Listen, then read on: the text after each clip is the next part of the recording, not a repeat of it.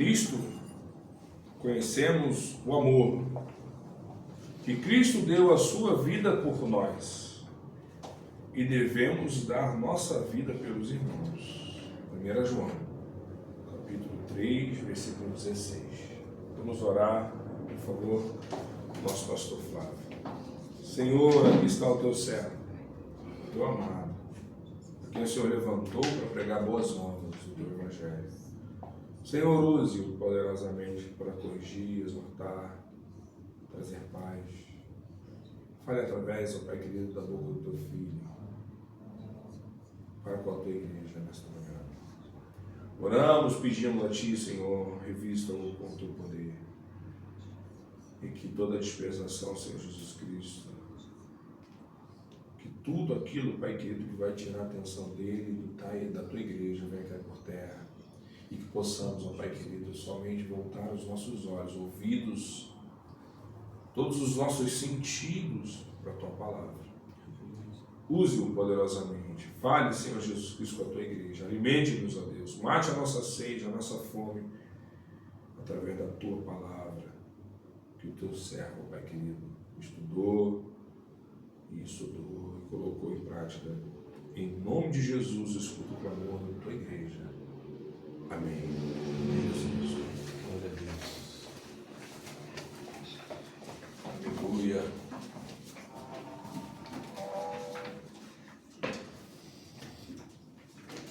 Bom dia, meus irmãos e minhas irmãs. Bom dia. Mais um domingo na presença do Senhor. Como é bom. Como é bom. A gente passa a semana, a gente chega no final da semana e fala assim, estou cansado. Aí tem domingo e levanta a gente, comunhão, de poder louvar, de poder adorar. Deus é tão maravilhoso que Ele separou um dia da semana para que a gente pudesse não só adorar e glorificar a Ele, que é o nosso dever, mas para que a gente possa se restaurar. É o dia que a gente se restaura. É o dia quando recebemos a graça, a glória, a misericórdia. Nos cultos recebemos uma graça especial e saímos cheios de Deus. Isso é muito bom. Como diz a Bíblia, Baruch Haba B'Shem Adonai, bendito que vem em nome do Senhor, e que Ele se faça presente no meio de nós. Aleluia. Glória a Deus. Hoje vou tratar com vocês um tema interessante, que muitas vezes a gente se pega se questionando. Podem sentar, fica à vontade. E isso mexe um pouco com a gente. Mexe um pouco porque, se vocês olharam aí para o boletim, vocês vão ver que o tema é como amar o próximo. E eu começo dizendo como é difícil amar o próximo. Aqui na igreja a gente foi chamado para falar a verdade, não para esconder, nem para procrastinar, nem para ficar pensando em termos para tornar isso mais digerível, mas como é difícil amar o próximo. Antes de começar, eu quero ler com vocês rapidamente uma pequena crônica sobre o amor, que tem um pouco a ver com o amor ao próximo, que diz assim: as pessoas amam bem mais a expectativa do amor possível que o amor propriamente dito. Daí a intensidade dos impulsos bloqueados, os que estão impedidos de expansão e movimento na direção do objeto amado. Os grandes amores da literatura são grandes, não por serem amores, mas por serem impossíveis. Já os grandes amores da vida real, só quem sente é que sabe. A impossibilidade de mencionar um impulso afetivo carrega de energia a fantasia, e esta se encarrega de dar dimensão ao que o exercício da relação talvez tirasse. Na paixão impossível só estão as projeções do que idealizamos, pretendemos ou não conseguimos viver em nosso cotidiano. Daí ser fácil entender sua força, sua obsessiva presença na cabeça dos enamorados. É por isso, aliás, que só é musa quem é inatingível. Case-se com a sua musa e acordará como uma jararaca. Case-se com quem ama e será feliz. Quer se ver livre de uma paixão colossal? Vá viver com a pessoa objeto da paixão. Observem, por favor, que não estou usando a palavra amor. Aliás, já está nos clássicos. E mesmo antes destes, nos antigos, a conquista enobrece e a posse avilta. Ou como dizia Goethe, nas batalhas da paixão, ganha aquele que foge. Quantas vezes as relações humanas terminam ou se interrompem sem terem esgotado o potencial de possibilidades adivinhadas, intuídas, sentidas? Aí o que não se esgotou clama por vir à tona e muitas vezes ameaça ocupar. E às vezes ocupa efetivamente todo o ego. Não é por outra razão que o apaixonado é o maior dos egoístas. Ao dedicar tudo ao objeto da paixão, está alimentando a própria necessidade, seja de sofrimento, de idealização, de felicidade ou fantasia. Entupido de impossibilidades, ele clama. E a isso muitos chamam amor. Mas amor é uma coisa muito diversa. Amor não clama nem reclama. Amor dá. Esse texto é um texto de Arthur da Távola. E é interessante que, se você parar para pensar o que esse texto está falando, primeiro ele está falando que as pessoas confundem um pouco amor com sentimento, amor com paixão.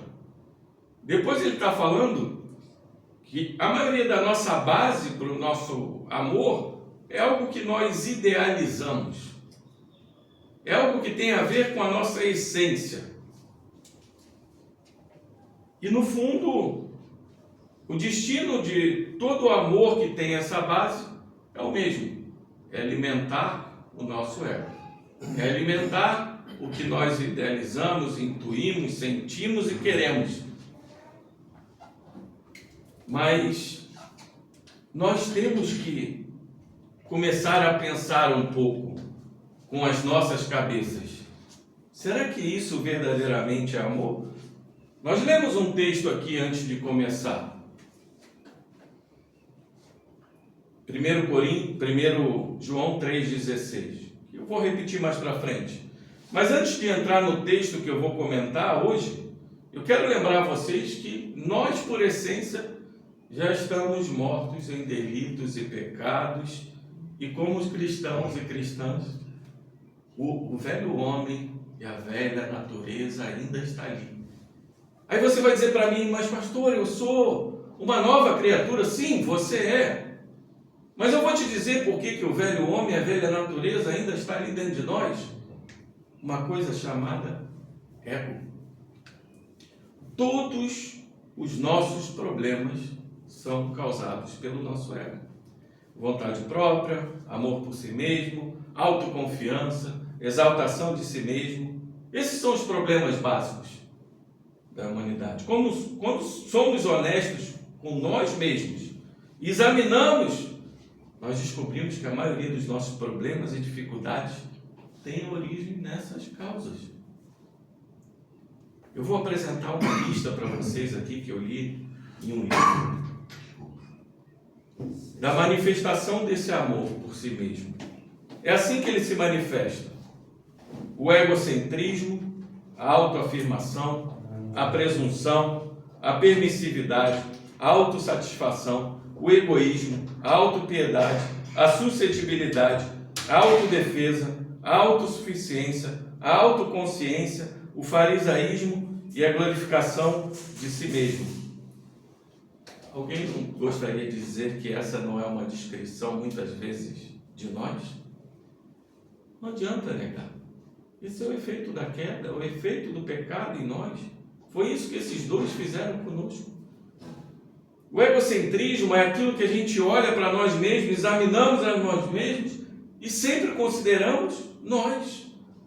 A autoafirmação é aquilo que a gente precisa afirmar. A gente precisa se afirmar diante de nós e diante da sociedade. A presunção, eu estou sempre pronto para me defender e a condenar as mesmas atitudes no outro. A permissividade, eu sou muito indulgente comigo mesmo. Proíbo as atitudes nos outros, mas não tem importância se eu tiver as mesmas. A autossatisfação, eu sempre faço o que me agrada. O egoísmo, sempre eu em primeiro lugar. A autopiedade, por que as pessoas me tratam assim? Não fiz nada para prejudicar ou ferir alguém? Não estou errado de modo algum. Por que as pessoas têm que ser tão difíceis? A suscetibilidade, como suscetível, como é fácil me sentir ferido, imaginando dificuldades, ataques, vendo até quando estes não estão presentes. A autodefesa, sempre na defensiva, à espera de que aquelas pessoas sejam desagradáveis conosco. A autossuficiência, achar que eu, somente eu, sou suficiente para a minha vida. E a autoconsciência, fugir do ego.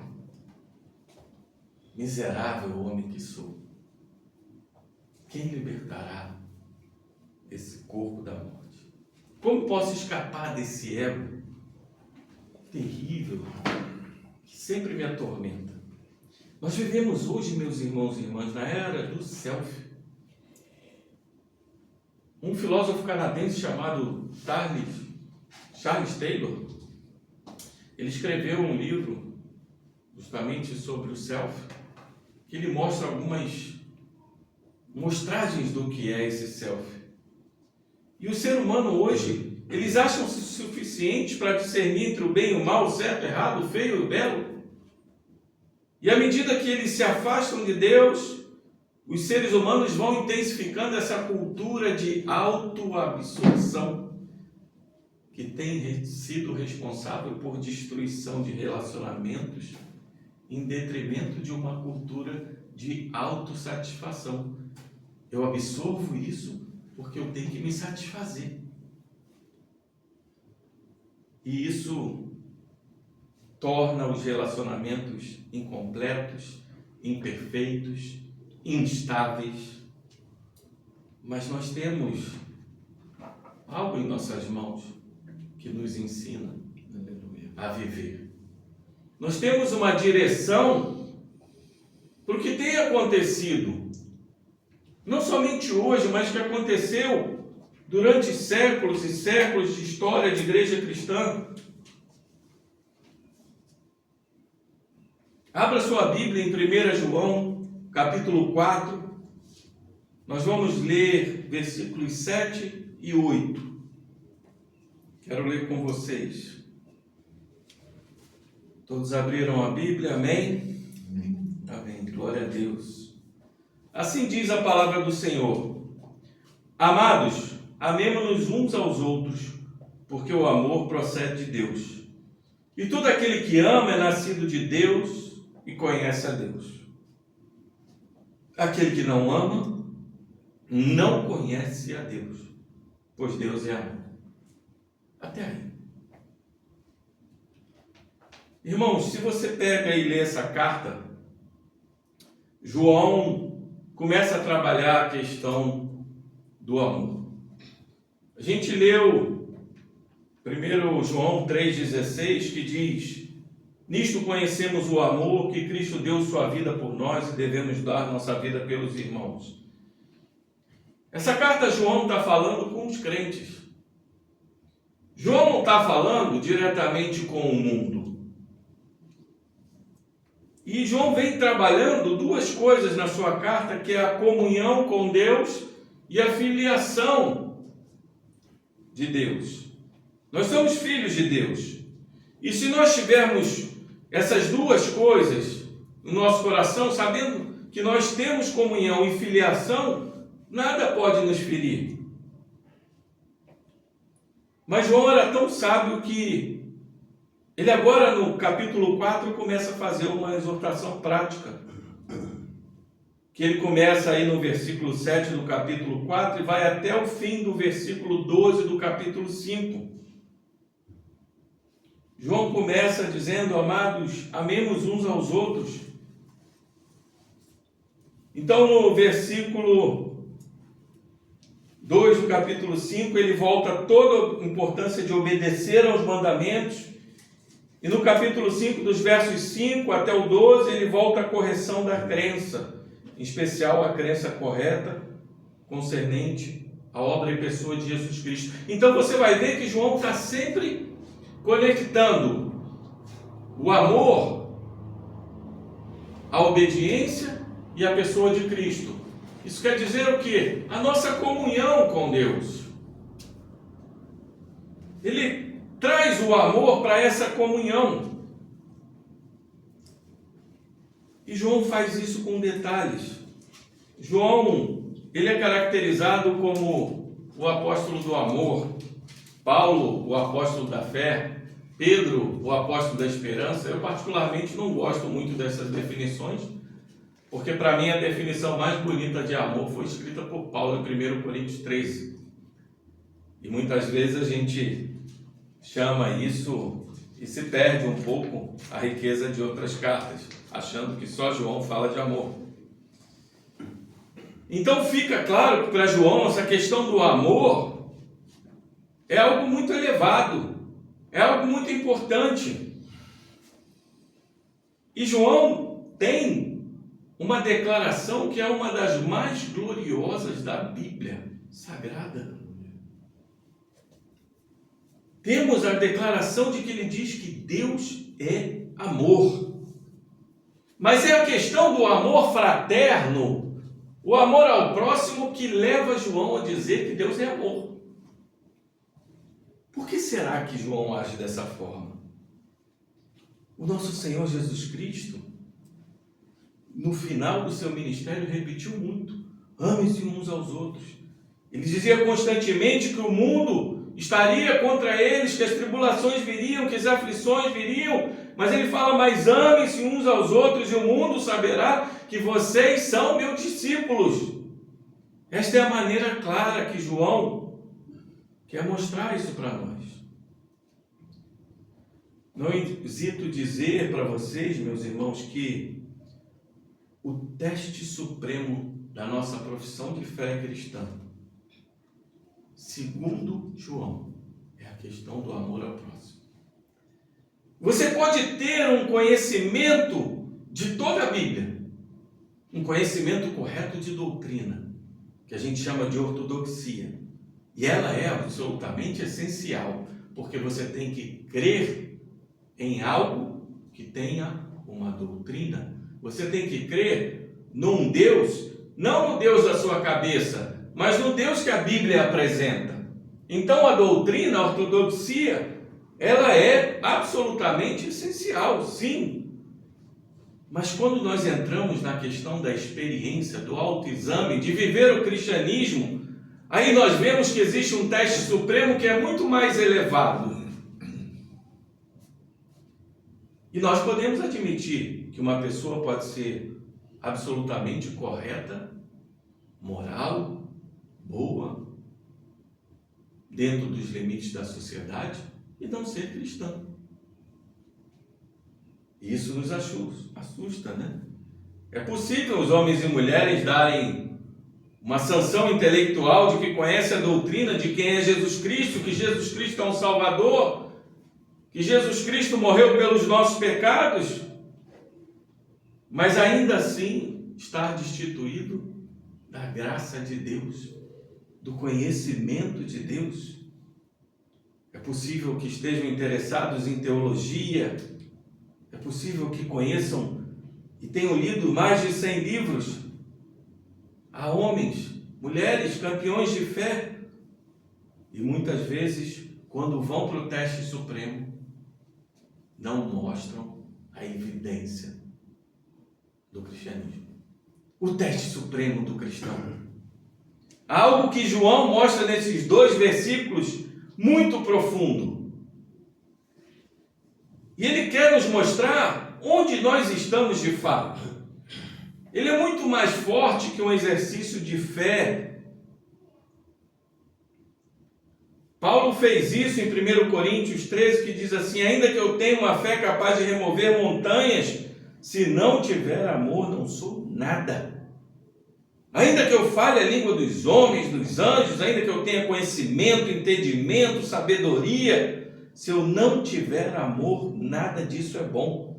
É como tinir do latão, o toque do símbolo. De nada vale. A fé é o que há de mais glorioso e é valioso. E ainda assim, há algo mais profundo que a fé. E Paulo não quer dizer para nós também que o comportamento não é importante, porque ele diz que o reino de Deus, ele dá uma lista de pessoas que não estarão no reino de Deus. Mas ele está dizendo que o amor é o mais importante. Então o teste supremo da nossa posição cristã é essa questão de amor.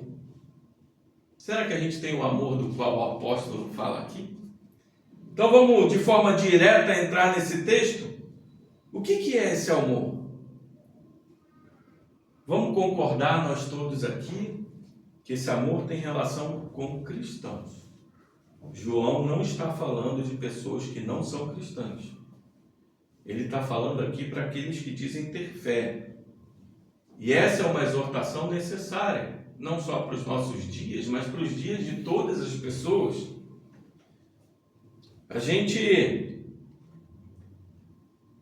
Paulo vai dizer em 1 Coríntios 13, é uma forma de colocar para vocês um início aqui de como a gente pode pensar no amor. Ele diz, temos de não nos inflamar, não ser provocados com facilidade, não pensar no mal, não nos regozijarmos com o mal em relação aos outros, temos de esperar tudo, esperar pelo melhor nas outras pessoas. Sinceramente, quando eu leio essas palavras, eu não sei vocês, mas eu me sinto condenado. Porque o nosso coração, diariamente, alimenta pensamentos ruins, não só sobre nós, mas sobre outras pessoas, sobre a forma que elas agem, e como é difícil. Por isso que eu disse, meus irmãos, Deus nos perdoe por isso. Mas isso precisa ser dito.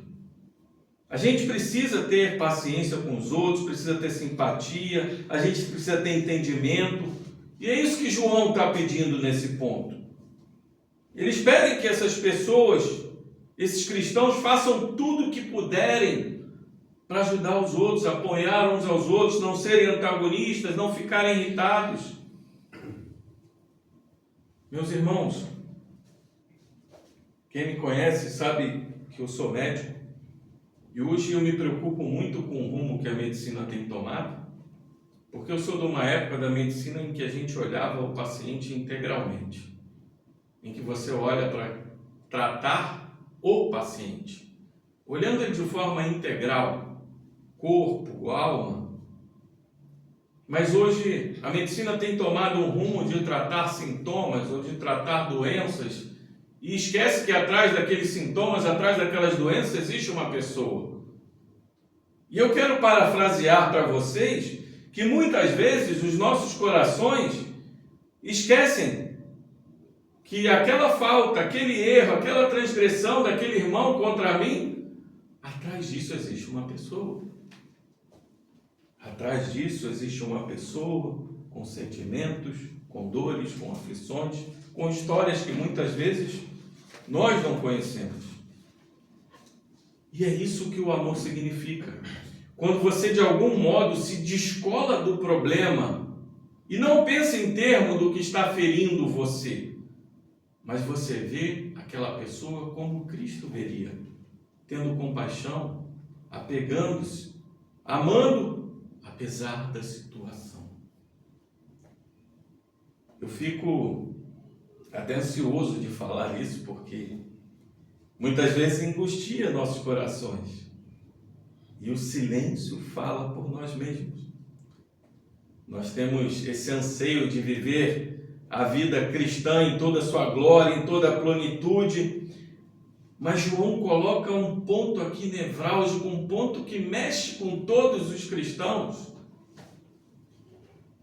E ele vai mais longe, ele coloca isso de uma tal maneira que passa a ser uma advertência e uma forma característica de ensinar santidade. É muito fácil se levantar e condenar alguém que faz certas coisas, mas isso não é santidade. Santidade é amar uns aos outros. E tem de ser vista em termos de relacionamento integral a Deus. Por isso que eu falei que ele sempre coloca a obediência, ele sempre coloca a comunhão, ele sempre coloca a nossa comunhão com Deus. Porque não tem outra forma. Por isso que nós precisamos entender. Você vai dizer para mim, mas só está falando que a pessoa aí no mundo não é capaz de amar? Sim, eu estou falando com toda a convicção, porque a Bíblia me diz isso. Na questão do amor verdadeiro, uma pessoa que não é cristã não pode amar. E agora eu vou dizer para vocês por quê. Porque João tinha um tipo muito interessante de mente. Ele tinha muito místico, poeta. Você vai dizer que o Evangelho de João é o Evangelho que a gente fica, falando de coisas tão abstratas que você fica assim, nossa, que coisas difíceis que ele está falando. O método de João, ele não é lógico como Paulo. João, ele pensa como se fosse assim, eu não lembro qual foi o teólogo que disse que ele pensa em círculos. Ele pega, de uma certa forma, ele mostra um ponto prático, depois ele filosofa sobre aquele ponto, e depois ele faz uma declaração. E a gente fica, nossa, o que ele está querendo dizer com isso? E essa é uma ilustração perfeita. João termina com o que Paulo iria começar. João começa dizendo assim: amados, amemo-nos uns aos outros.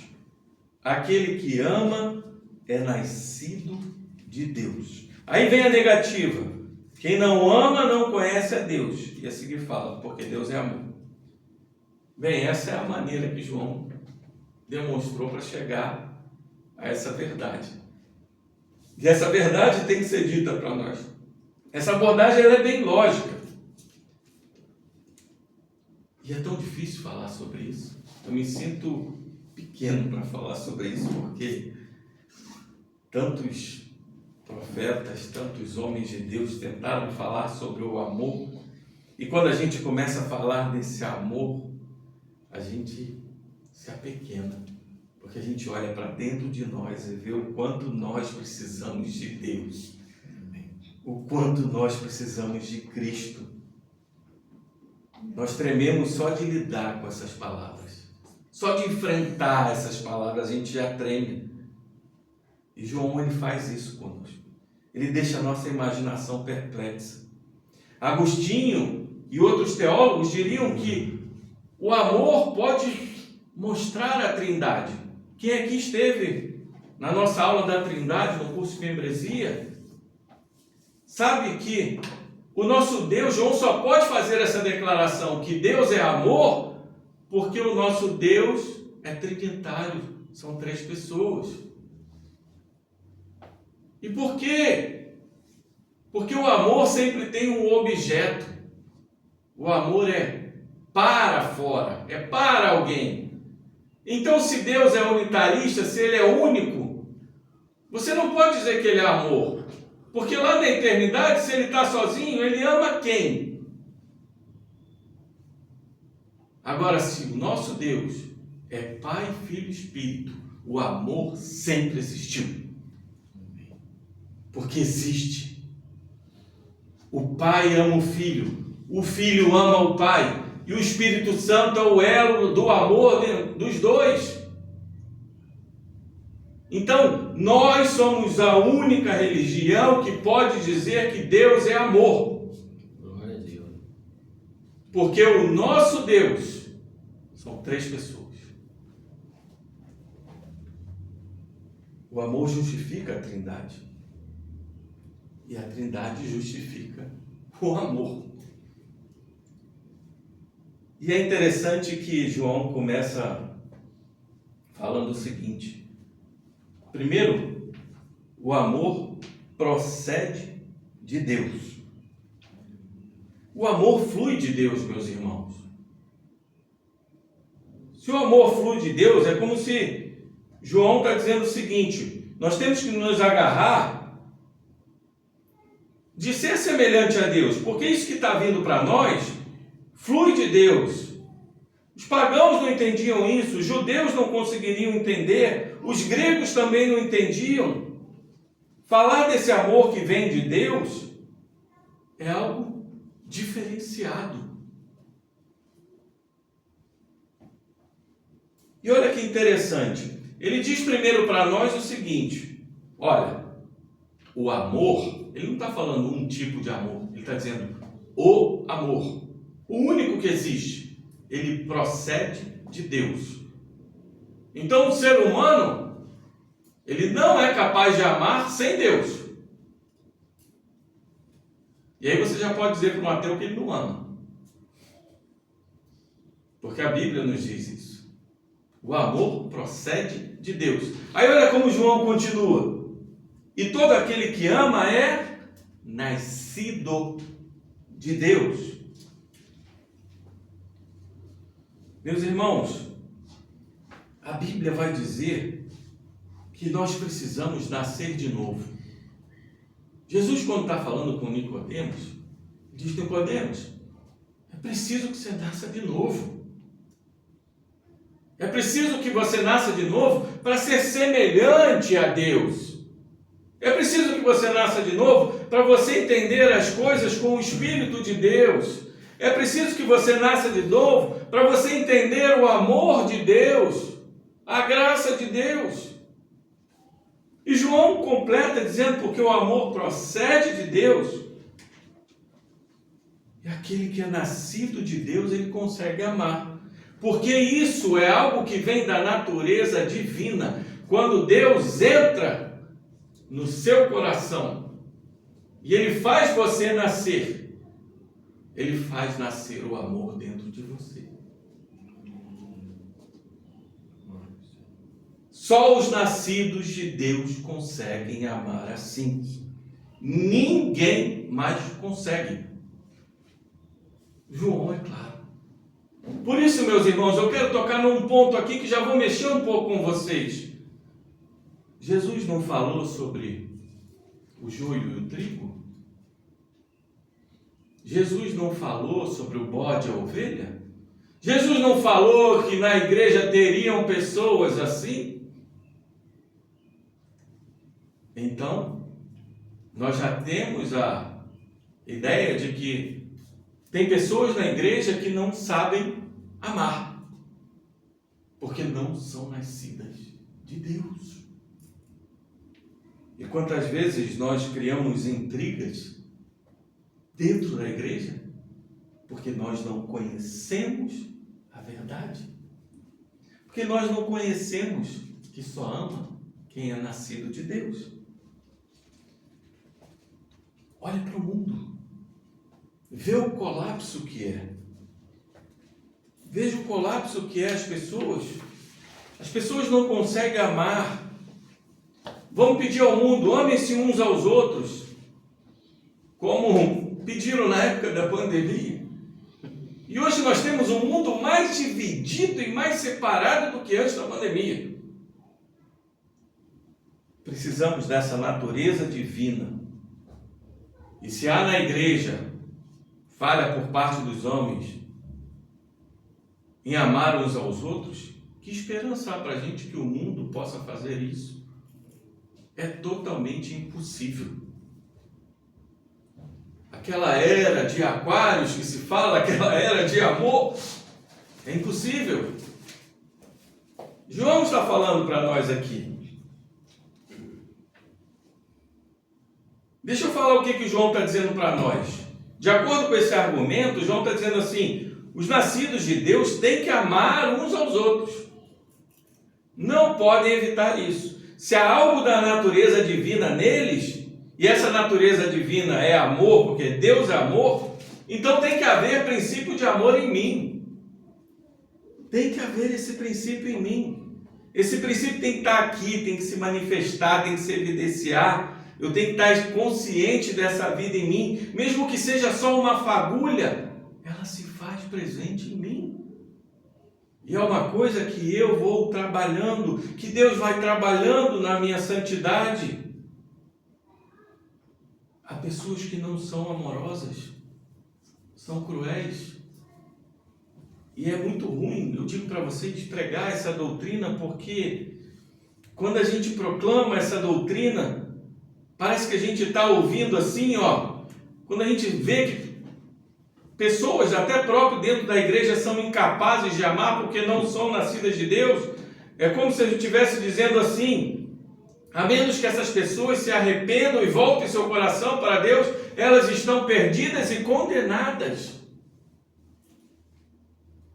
Quando a gente olha a falta de amor, nós estamos olhando a condenação daquela pessoa. Estão com uma vida fora de Deus. E não há esperança para elas, se não nascerem de Deus. E é interessante que as duas declarações que João dá, o amor procede de Deus e o amor é de quem é nascido de Deus, quem ama é nascido de Deus, elas significam a mesma coisa. Isso é uma prova positiva e evidência final do meu nascimento com Deus. Isso é evidência. Você sente algum amor em direção à pessoa de quem você naturalmente não gostaria? Você ora pela pessoa que te irrita, em que alguns aspectos te magoam? Tem algum sentimento de compaixão e piedade dentro do seu coração? É isso que o amor faz. Isso é uma fagulha, mesmo que ínfima, pequena. É o amor de Deus nascendo e procriando dentro do seu coração. Porque a nossa natureza é uma natureza que tende a se afastar da pessoa que você não gosta, que tende a evitar aquela pessoa que você não gosta. E assim as pessoas do mundo agem. Eu não gosto daquela pessoa, eu não tenho que conviver com ela. Eu viro as costas para ela. Mas essa pessoa trabalha contigo, mas eu não quero falar com ela, eu só falo o necessário. Muitas vezes a gente faz isso até dentro da família, né? Porque tem gente que eu não gosto na minha família. É normal. É a carne do ser humano. É o natural. Mas quando a gente vai dando alimento para essa essência, a gente vai se afastando da chama do amor. E muitas vezes a gente acha que a gente ama. E a gente não ama. Porque o amor é diferente. E Paulo nos ajuda com isso também. Porque se João está falando que o amor procede de Deus, aquele que ama é nascido de Deus, e ele vai para o versículo 8 e diz assim: quem não ama não conhece a Deus, pois Deus é amor.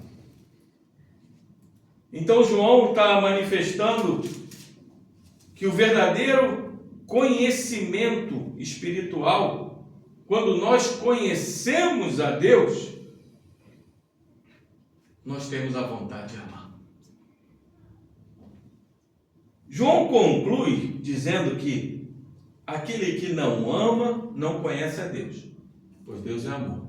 O que João está dizendo para nós, invertendo um pouquinho a lógica aqui, é o seguinte: se eu conheço a Deus, se eu sou nascido de Deus, se eu tenho comunhão com Deus, e cada vez mais que eu oro, que eu me aproximo, que eu estou lendo a palavra, que eu estou buscando a Deus, eu estou me alimentando desse amor. E quando eu começo a me alimentar desse amor, esse amor começa a brotar dentro de mim.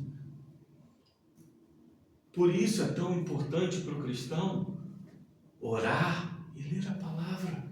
Intimidade com Deus, conhecimento de Deus, porque você só se alimenta do amor quando tem comunhão com Deus, porque João diz que o amor procede de Deus, o amor flui de Deus, não tem outro caminho. Ah, pastor, você está sendo muito duro. Não é ser duro, é ser bíblico, é ser verdadeiro, é mostrar não só para mim, que também erro como vocês, mas para a igreja e para quem for ouvir essa mensagem, como é difícil amar, mas também é possível amar. E João coloca que o amor vem desse conhecimento. Tem a necessidade de conhecer a Deus. Esse é um argumento maravilhoso, porque Paulo vai dizer para a gente assim, ali em 1 Coríntios 13 também. Quando eu era menino, falava como menino, pensava como menino e raciocinava como menino, no verso 11. Mas estamos crescendo. Paulo diz de fato, agora conheço em parte, mas quando vir o Senhor face a face, entenderei tudo. Não sei tudo agora. Começo com um pouco de conhecimento, esse conhecimento aumenta. Paulo diz nesse texto, que é relacionado ao amor, que a gente vai crescendo à medida que a gente vai conhecendo. E ele diz, a gente não conhece ainda nada de Deus. A gente não sabe o quão grande é esse amor. Mas cada dia que a gente busca a Deus, a gente vai crescendo nesse amor. Você vê que Paulo também fala de amor. E a gente desperta no nosso coração o desejo de conhecer mais a Deus quando a gente lê isso.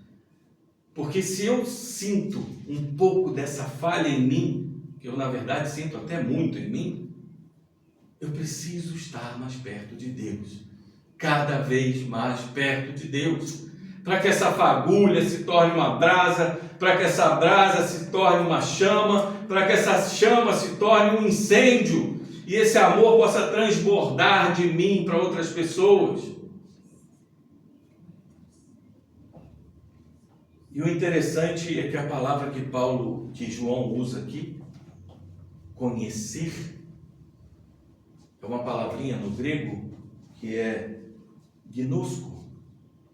Gnosko é uma palavra no grego que não é um amor simples. Eu peguei um texto de Amós, capítulo 3, verso 2, que diz assim: de todas as famílias da terra, a vós somente conheci. Deus está falando com Israel. Será que Deus só conhecia Israel? Não. Deus está dizendo que com a intimidade que eu tenho, só vocês. E essa mesma palavra utilizada aqui por João, esse conhecimento é intimidade. E ele está falando aquele que tem intimidade com Deus. Aquele que conhece é aquele que tem intimidade com Deus. Não é um amor simples, é um amor como se fosse um amor conjugal. Fazendo um paralelo aqui, é como se fosse o amor de um marido e uma mulher, de um filho com a mãe, de um pai com um filho. É um amor de intimidade, de dia a dia. Porque eu conheço outras pessoas, mas algumas eu tenho um amor de intimidade. E é isso que João está falando aqui. Aquele que não conhece, ele está dizendo, aquele que não tem intimidade com Deus, ele não ama. Pois Deus é amor. Mas há um outro ponto aqui que eu queria exortar vocês, que é, você não pode ordenar o amor natural, mas pode ordenar o amor cristão. Isso significa, enquanto você viver com os outros, ou viver nesse mundo, a gente pode se deparar com algo que o nosso velho homem, pelo ego, tenta agir, mas nós somos diferentes do natural, porque nós somos nascidos de Deus. Então eu posso fazer isso crescer dentro de mim. Eu posso exercitar isso.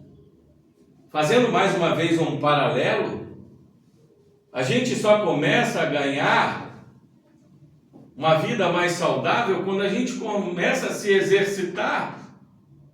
Quando a gente coloca em prática uma dieta, quando a gente coloca em prática um exercício físico. E assim é.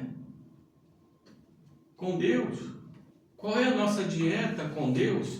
Qual é o nosso exercício com Deus? A gente tem que exercitar isso.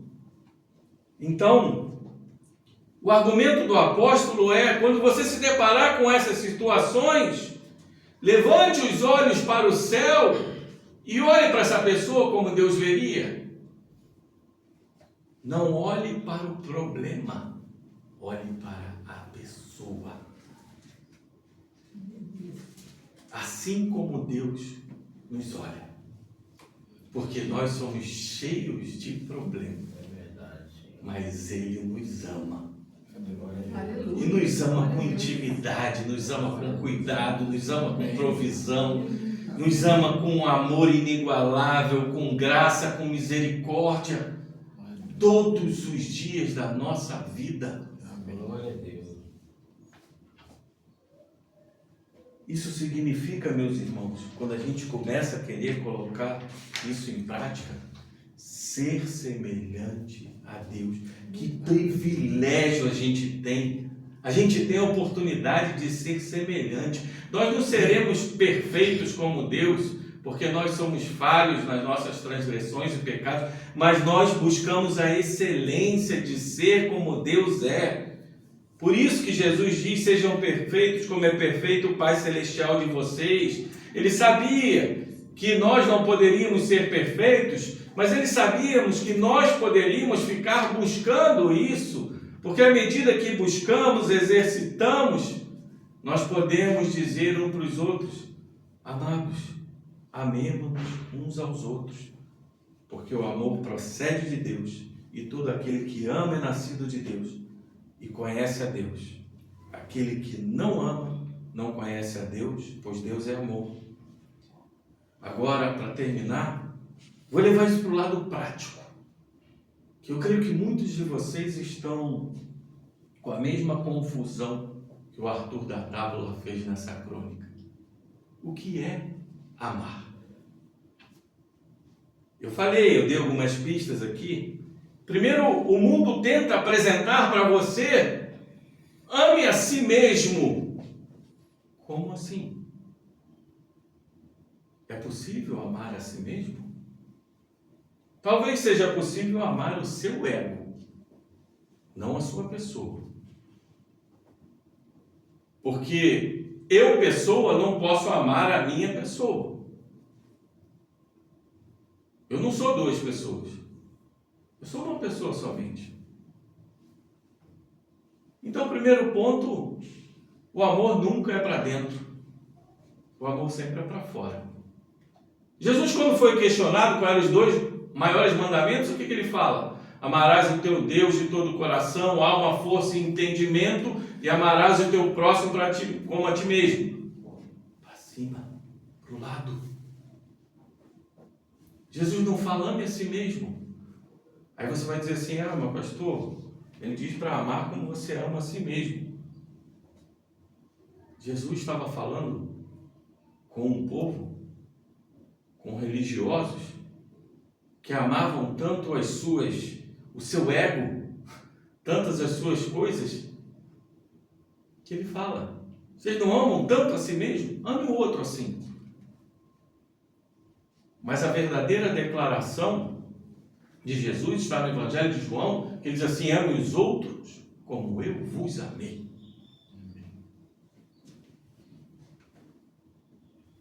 E aí nós perguntamos, a gente deve estar agora nas nossas cabeças assim: será que eu sou cristão, né?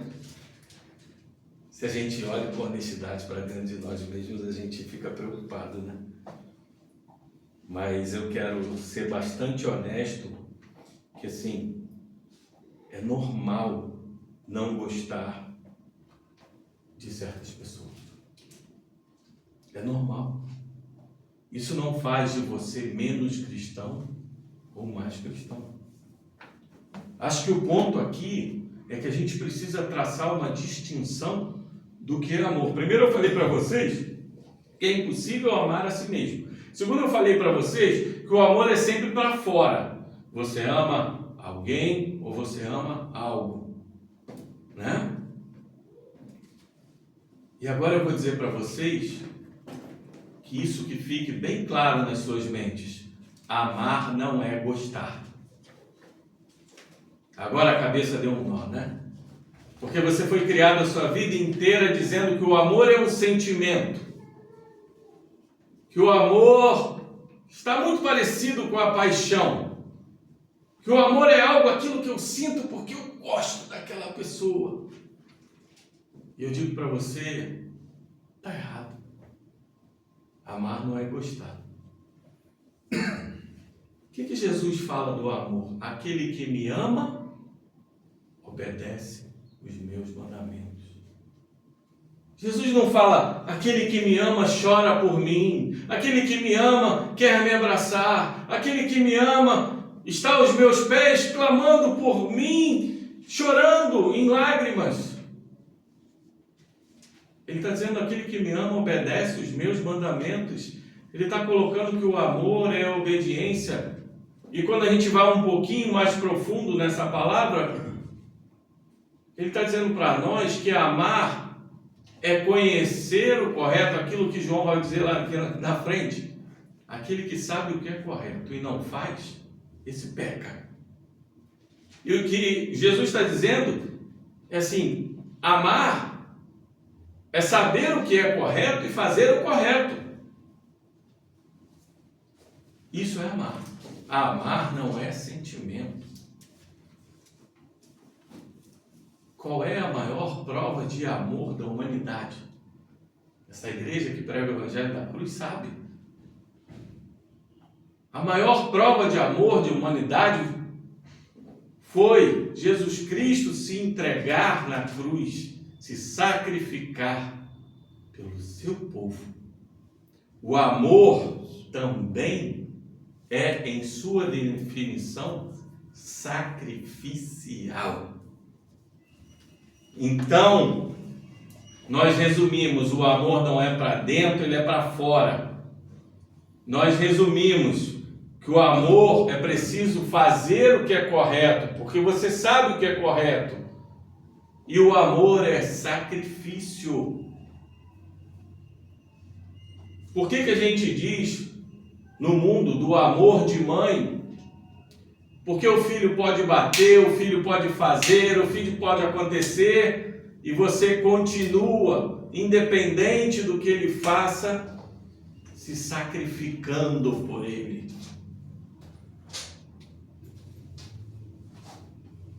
Esse é o aspecto prático do que é o amor.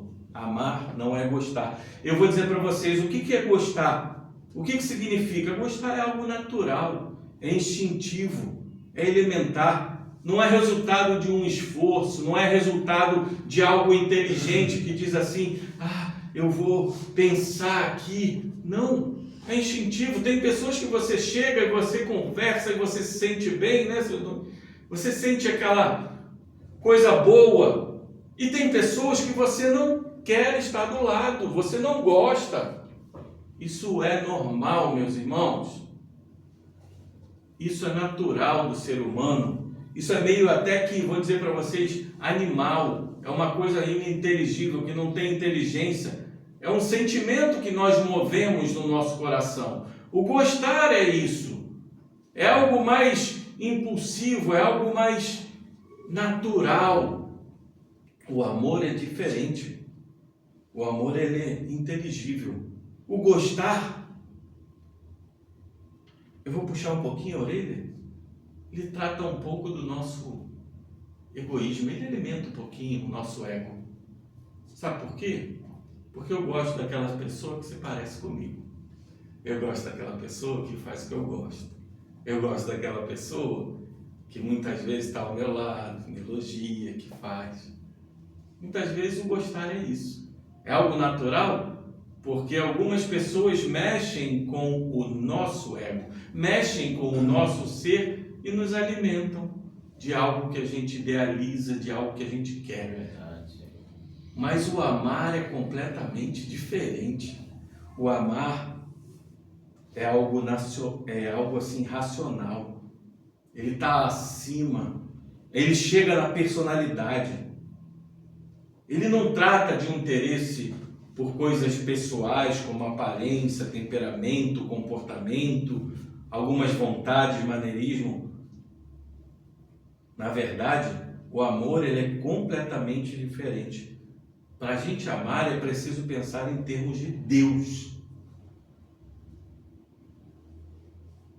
O amor não é paixão, o amor não é sentimento. O amor, o apóstolo João diz que o amor procede de Deus.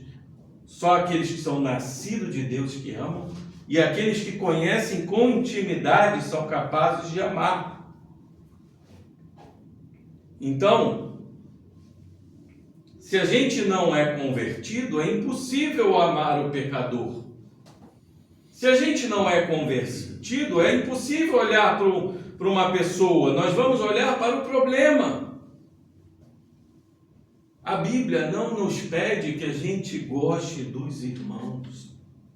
A Bíblia não pede que você goste da pessoa do seu trabalho. A Bíblia não pede que você goste do seu chefe, do seu professor, da sua professora, do seu tio, da sua tia, do seu familiar.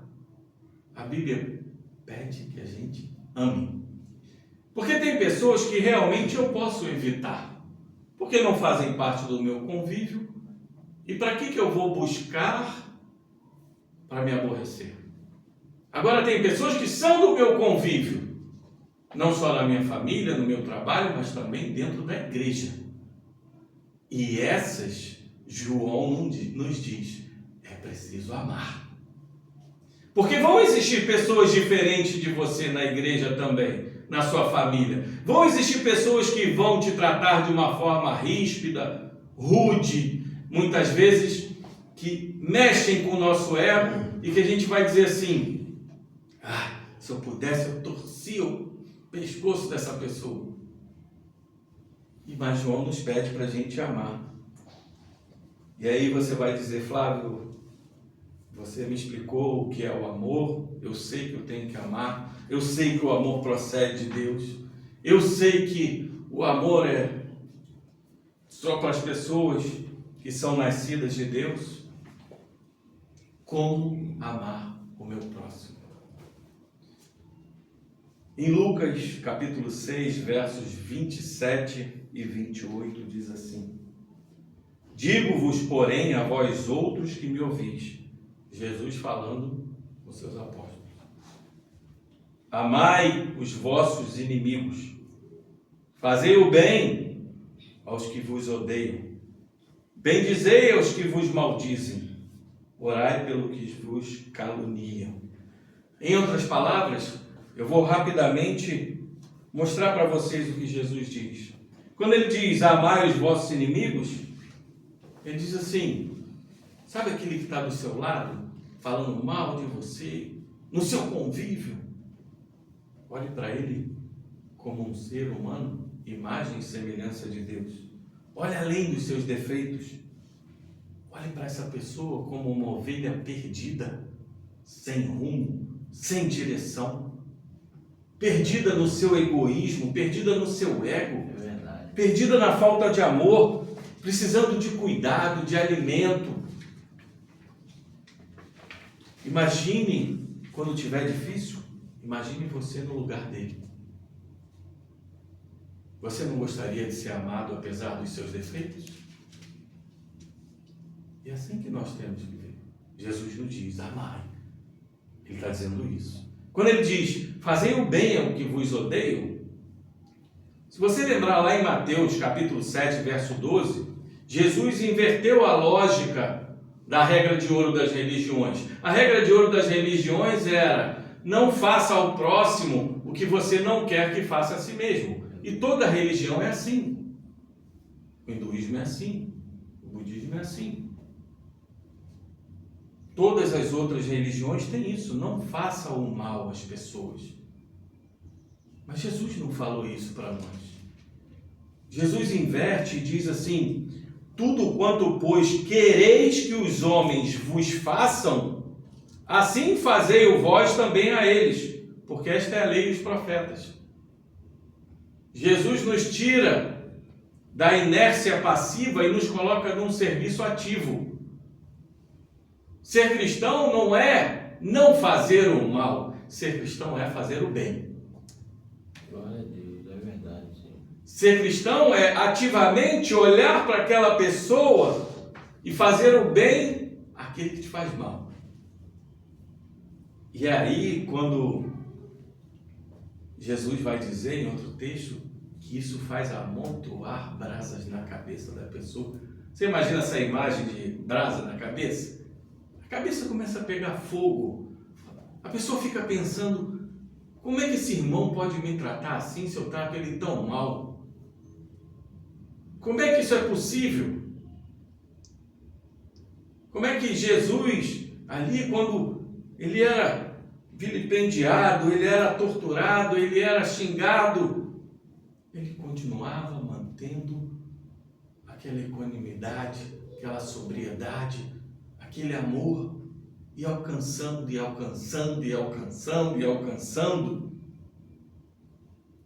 porque ele buscava fazer o bem. Jesus podia ficar excluído até o momento da cruz, mas ele escolheu fazer o bem. E essa é a nossa atitude. Nós temos que escolher fazer o bem, inclusive aqueles que estão dentro da igreja e nos fazem mal. E o amor, ele move montanhas, ele move corações, ele move o mundo. Sabe por que a sociedade ainda existe? Porque existe o amor cristão. É verdade, Senhor. Glória a Deus.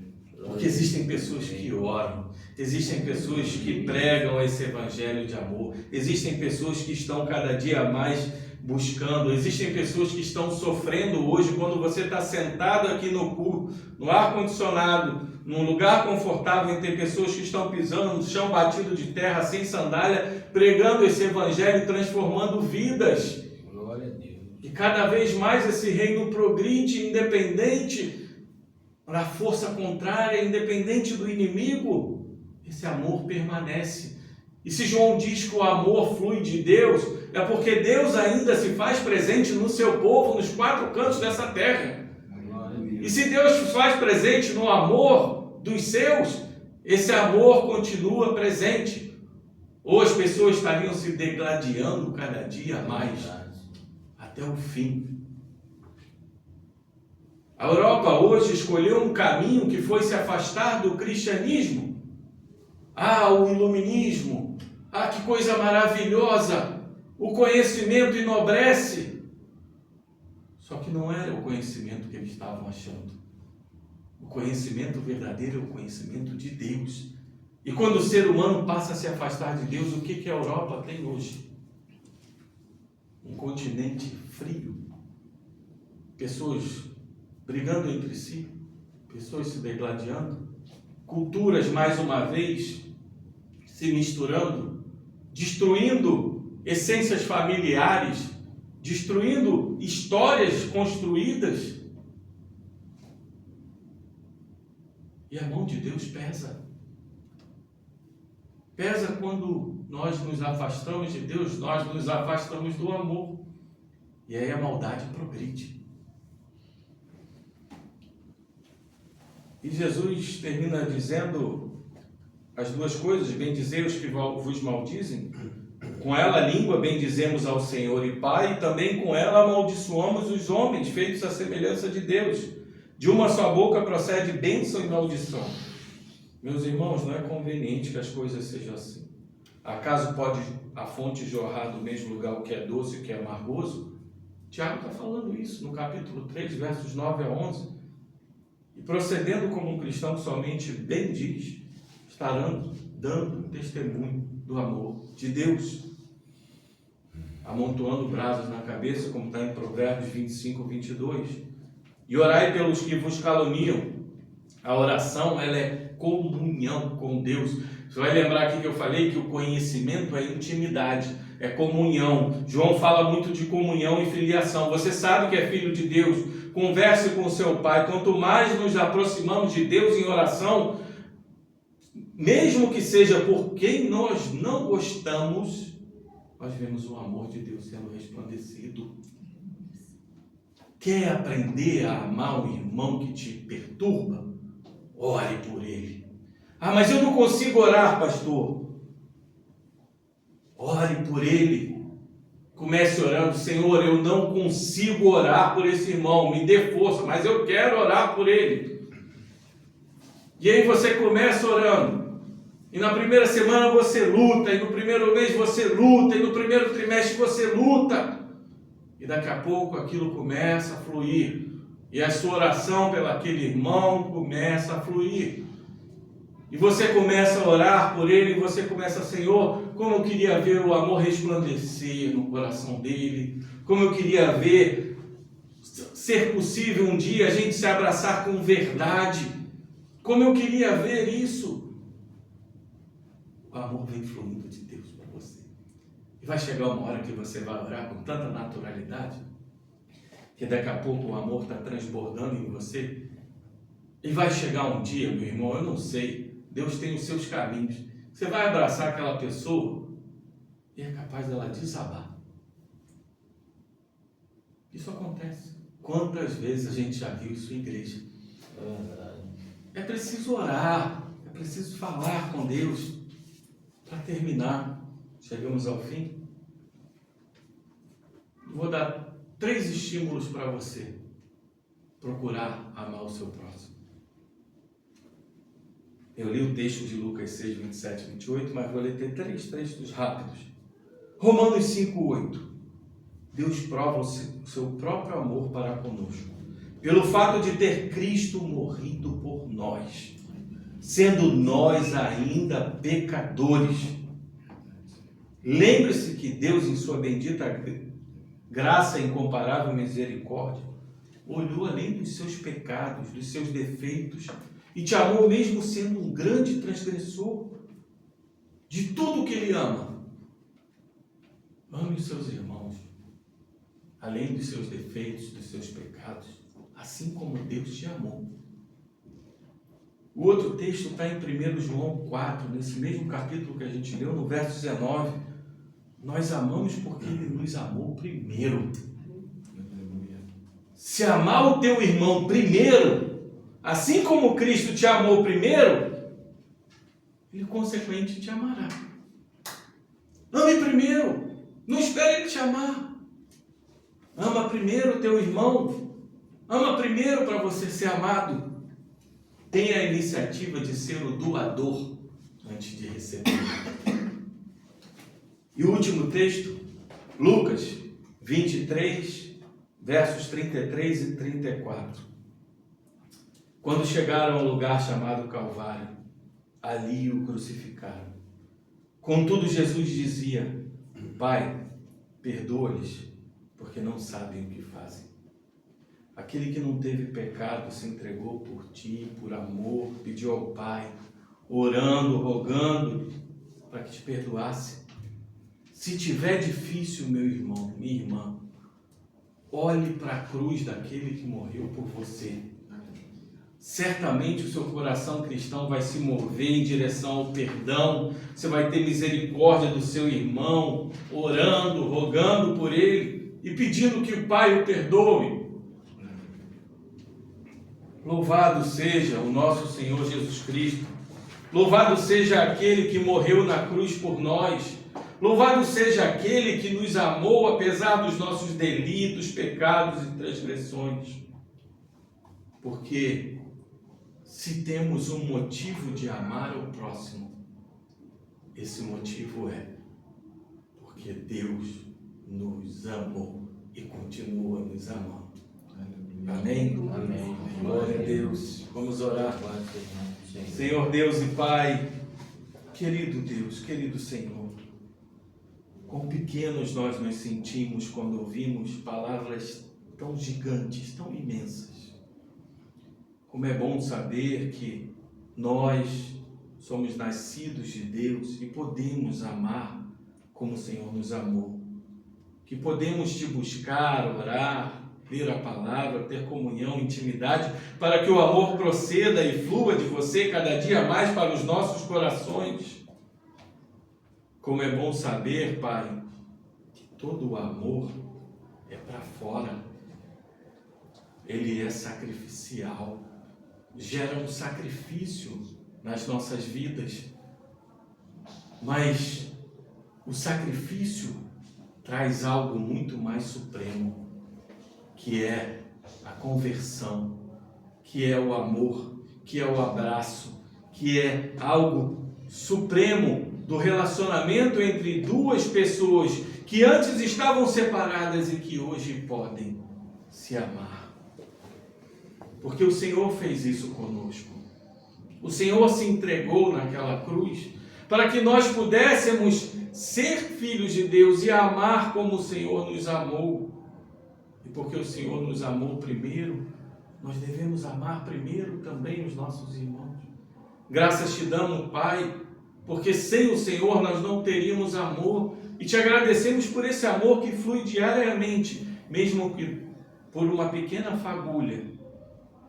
Mas nós queremos, ansiamos e desejamos como igreja exercitar diante de Ti cada dia mais esse amor, para que a gente possa não só amontoar brasas na cabeça dos nossos inimigos, mas propagar o amor mais lindo de toda a história da humanidade, que é o amor daquele que se entregou, que verteu o seu sangue, que entregou o seu corpo à morte, para que nós tivéssemos vida.